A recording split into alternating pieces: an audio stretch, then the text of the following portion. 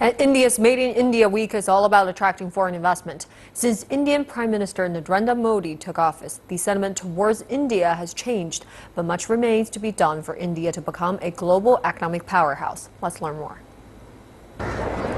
In a major push to make in India, the Sweden-based Saab Group is forming a joint venture with India's Kalyani Group to manufacture air defense systems. The recent increase in India's foreign direct investment limit from 26% to 49% has given the sector a shot in the arm. Being in India today is exciting because of this new spirit, the environmental change in the business climate, and we're really hoping a lot on Make in India, but also on things like the new DDP coming out soon, we hope, which again we hope will ease the procurement process, will make things easier, more transparent, and so on. India has grappled with a coalition government for decades.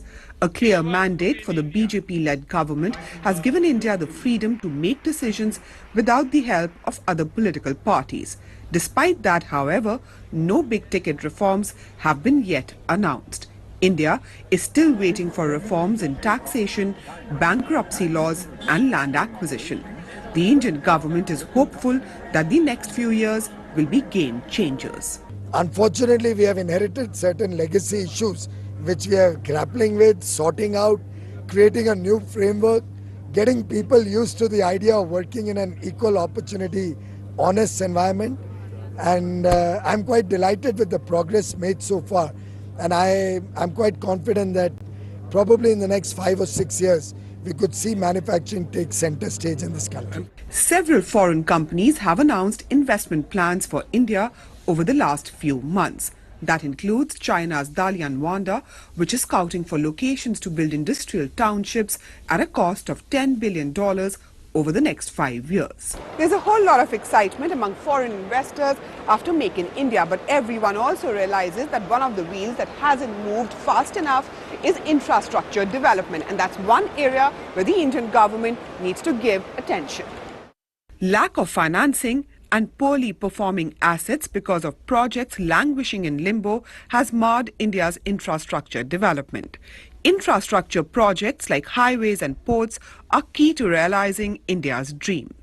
A lack of fast movement on policies still remains a hurdle for many foreign investors. The Indian aviation sector is made more easy.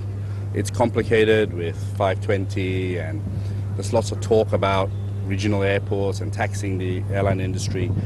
I can give you my experience from many countries that we've been involved in, that really let the market decide. And where routes need to be subsidize them and allow airlines to do it. But generally, India is a huge country with a huge market. There's massive potential, but aviation has lagged behind the rest of Asia. India will have to lead the second rung of economic reforms from here on by convincing the Indian Parliament and by making sure that infrastructure projects are not just started but also completed. Shweta Bajaj, CCTV, Mumbai, India.